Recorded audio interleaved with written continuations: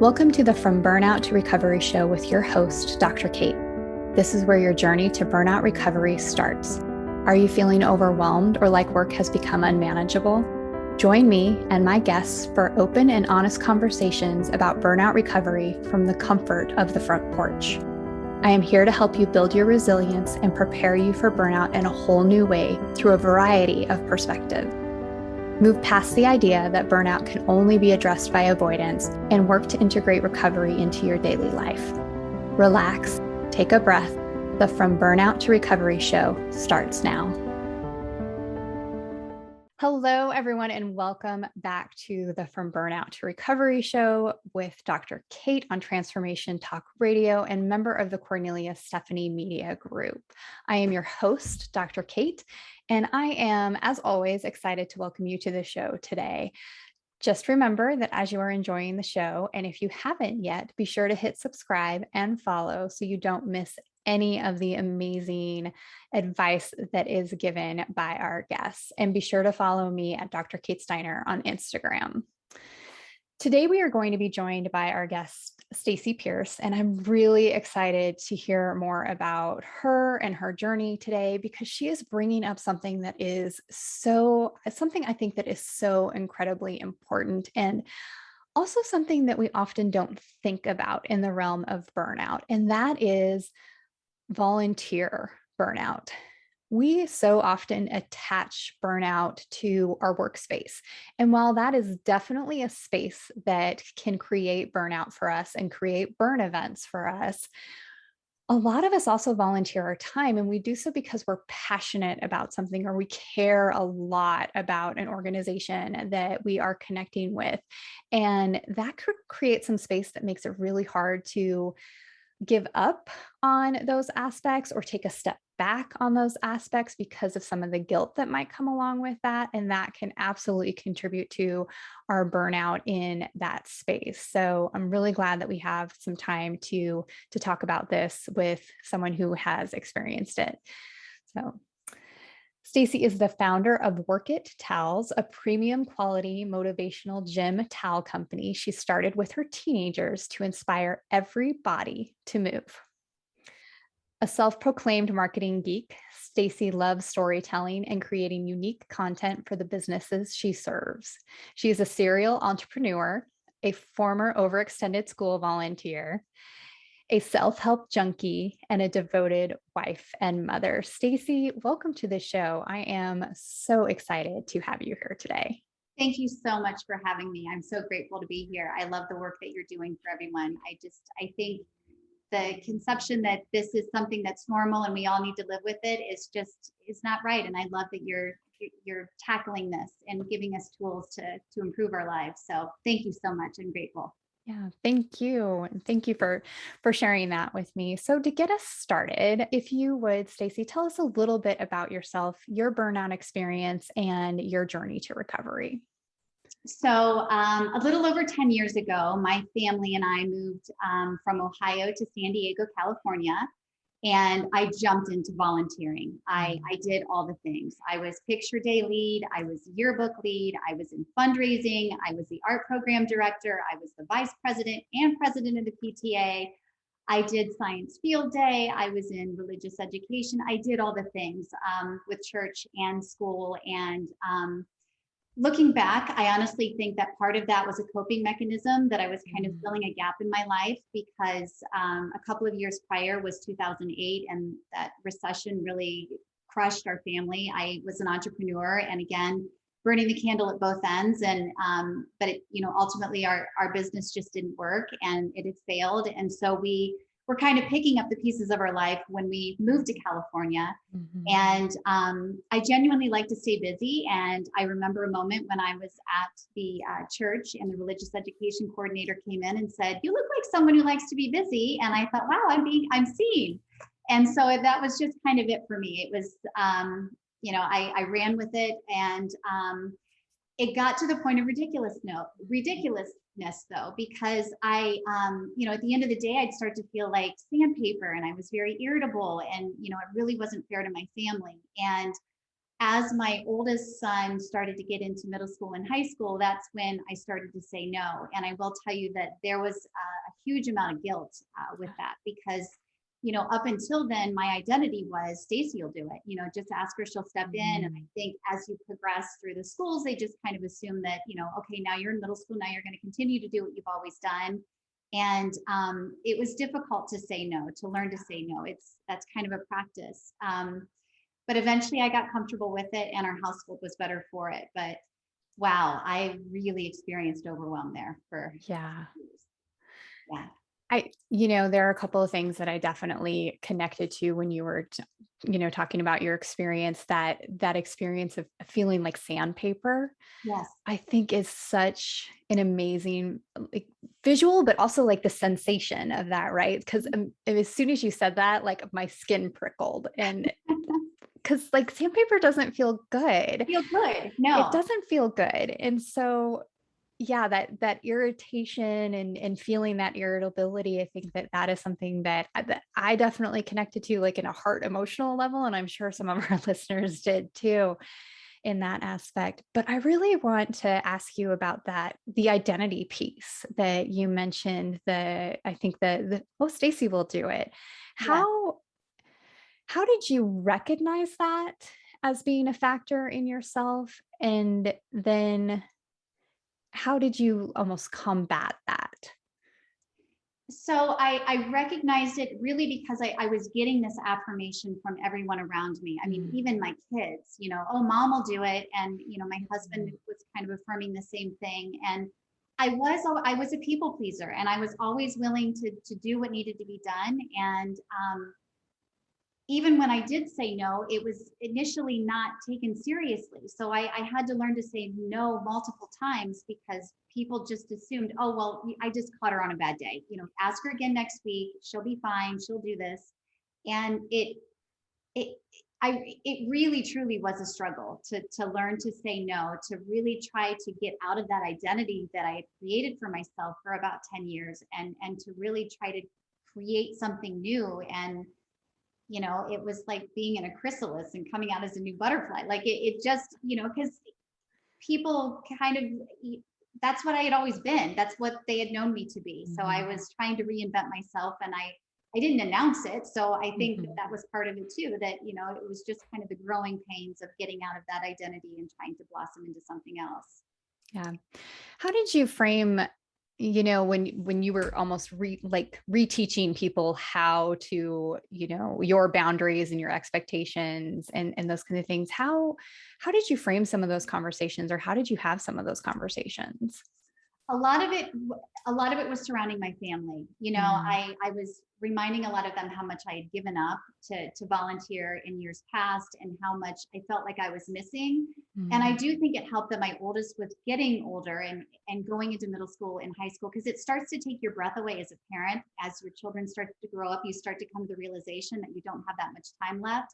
And I didn't want to spend that time killing myself for, special projects or fundraising or, all good things. But I felt like I had served my time. So I really wanted to kind of enjoy it. And I was still willing to volunteer, but I just didn't want to be the lead or in charge, or I just kind of wanted to show up like everybody else and put in my 2 hours and be done with it. Yeah, definitely. So you talked a little bit about, that space of overwhelm, the sandpaper space that you were in, and those kinds of things, and guessing that you're now in a space that you're not experiencing that same thing. So what are some of the strategies that you use today to not get back into that space of overwhelm? I think a lot of it is looking at where I want to be. So, I look at what I'm doing every day, and where do I want to be? And are the tasks that I'm doing getting me there? And if they're not, then I need to reevaluate how I'm spending my time. Because again, the older you get, the more you realize that you don't have a great deal of time on this earth. So you really want to spend it doing the things that you enjoy and that bring you joy and all the good things. So I really think it's kind of just sitting back and evaluating how I'm spending my time. Yeah. I think that that is so incredibly important. And I hear, a couple of different like assessments that you're doing for yourself, almost with like, is my energy being well spent here? But also, is this experience bringing me joy? And I think that that is, a key question that we need to ask ourselves when we are assessing whether or not it's an activity that we want to continue with, even if it's something that we've volunteered at for a long time. But asking that question, is this particular activity still bringing me joy?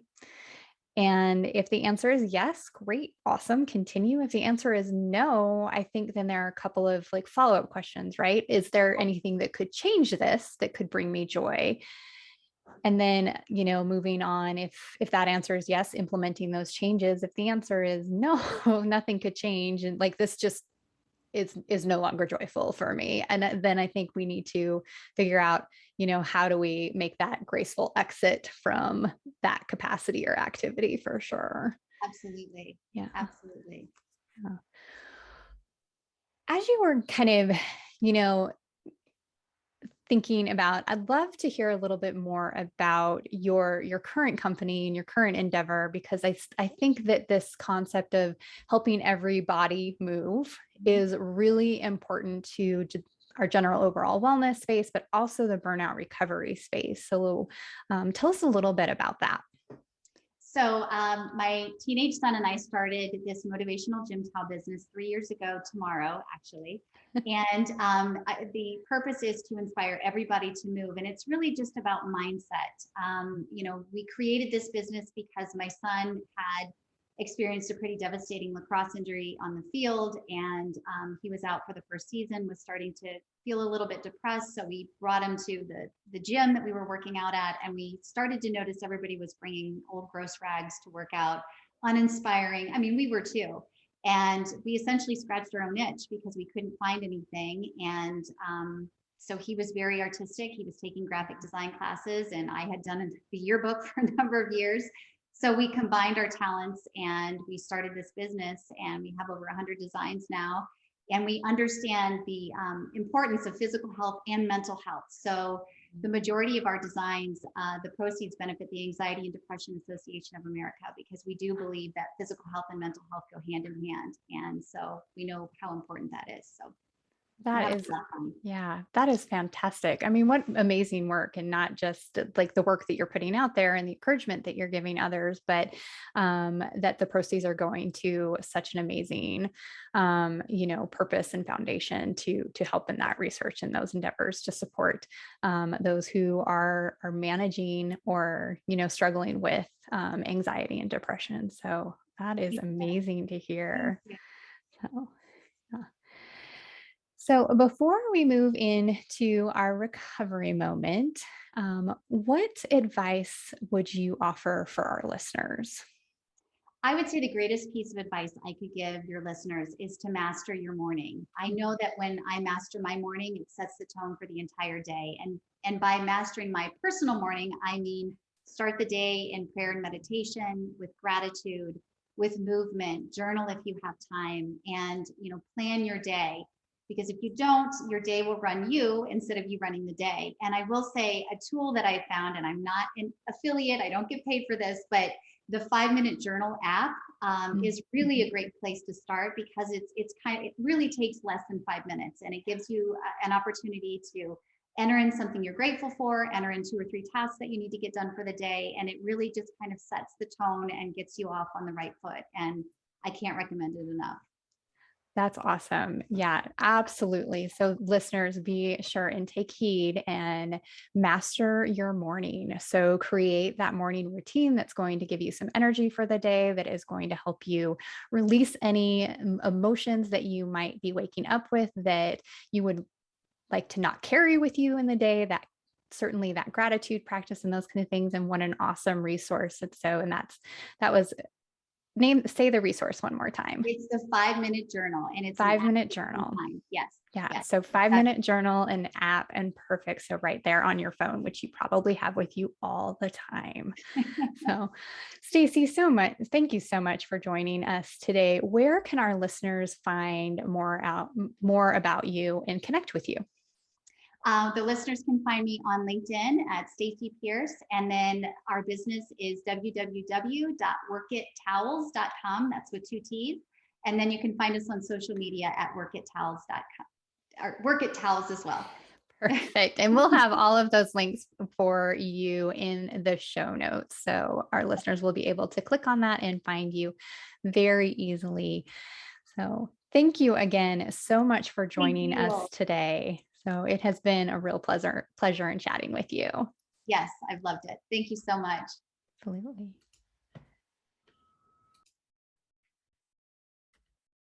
How awesome was Stacy? And I am so glad that she joined us today to talk a little bit more about that aspect of volunteer burnout, and certainly something that we want to think about when we are engaging in activities that maybe aren't work related, but are important to us, but also maybe they're not bringing us the same kind of joy that they used to, and thinking about, do we need to change them, stop them, continue them in a different way? What does that look like? As always, I want to remind you to subscribe, follow, and if you are enjoying the show and you are enjoying what we've talked about today, share it with someone who you think needs to hear it. And we want to make sure that we're getting as much help out to people as possible.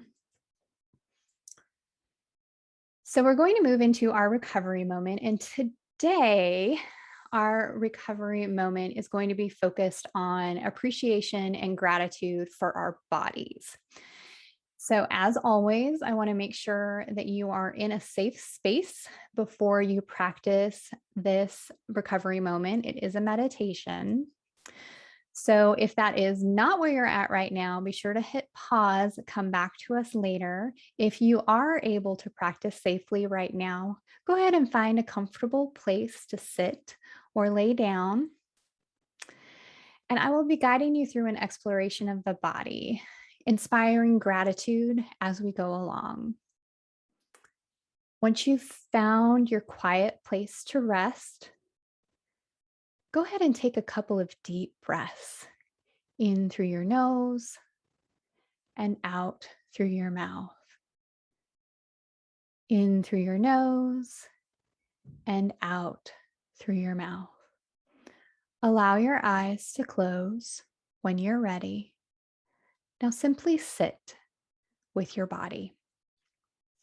Check in with it, taking time to pause and connect, feeling the rise and fall of your chest, following the breath, noticing the unique rhythm of it. Now take some time to disconnect from any mind chatter. Overthinking or scattered thoughts can prevent us from engaging with our physical body. With a few deep breaths, let your thoughts clear. Anytime you feel your thoughts dominating your mind, come back to the breath and clear them out. Now, connect with your head, moving into the forehead and the face. Consider your eyes, how important they are to you, everything they take in, how they help you identify faces, internalize information, and appreciate beauty. No pair of eyes is alike. Your eyes are completely unique, like snowflakes. Consider the beautiful colors and the intricate dimensions of the eyes. Connect with your ears too, admiring their dynamic shape, their ability to listen, hear, out loud or in your mind. Repeat, thank you eyes, thank you ears, as you sit in appreciation. Connect with the nose and mouth now. Take a nice deep breath in through the nose and out through the mouth.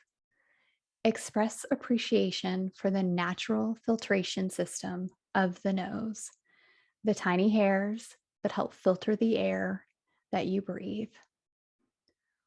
Offer thanks for your lips, your strong teeth, the tongue that allows you to enjoy variety of flavor, repeating, thank you, nose, thank you, mouth, as you sit in appreciation. Moving down the spine, feel the strength of these important bones, the bones that keep your body erect and moving. Straighten the head, neck, and your back as you repeat, thank you, spine, thank you, back, thank you, neck. Now connect with your arms, bringing your attention all the way down to your fingertips, connecting the muscles here and the delicate bones of the hands, holding appreciation in your awareness. Repeat, thank you, arms, thank you, hands. Shifting your attention to the chest now. Once again, noticing the gentle rise and fall of your chest and abdomen as you breathe. Feel your heart beating in harmony with the rhythm of your breaths. Repeating, thank you, lungs, thank you, heart. Bring attention to the abdomen now, the core of the body.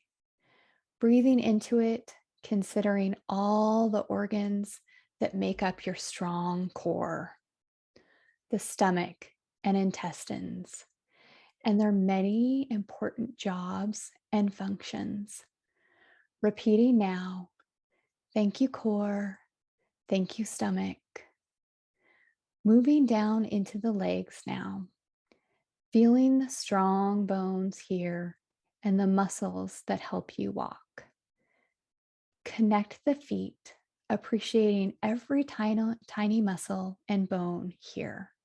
And repeat, thank you, legs, thank you, feet. Sometimes when we connect with the body, we become critical. You may have noticed your mind drifting into judgment as you explored your body. If so, take a few minutes to return to the areas where appreciation was a challenge. Sit with these body parts and allow any and all thoughts to surface, good, bad, or in between. Now clear the mind once again using the breath, creating a blank slate, making room for appreciation, clearing away the dark thoughts, the doubts, or negative self-talk, and seeing your body for what it truly is, a remarkable vehicle, a true gift. Your body protects you. It nourishes you. It allows you to experience everything that life has to offer. Take a few moments to treasure it, appreciating it for its uniqueness and divine beauty, feeling appreciation flowing from the top of the head, flowing down into the spine, down into the arms and fingers, spreading through your chest and abdomen, down into the legs and feet, feeling your whole body glowing with gratitude. Now begin to let your breath return to a rhythm that is natural to you. Easy inhales and easy exhales. Open your eyes when you're ready. Wiggle your fingers and your toes and return to your day with renewed appreciation for your amazing and unique body. For more recovery moments, you can follow me at Dr. Kate Steiner on Instagram, and be sure to subscribe from the From Burnout to Recovery Show YouTube channel. I am incredibly grateful to our guest, Stacy Pierce, for joining us on the show, and I hope that each of you reaches out to her and follows her at Work It Towels I am grateful for each of you for listening. Thank you for joining us today on the From Burnout to Recovery show with Dr. Kate on Transformation Talk Radio. I am Dr. Kate, and I wish you peace on your journey. Thank you for joining me on the front porch today. And remember, if you are ready to assess your own level of burnout, be sure to take the Feeling Crispy quiz on my website, drkatesteiner.com. Be well, my friends. Thank you for joining me, Dr. Kate, on the From Burnout to Recovery show, where you are starting your journey to burnout recovery.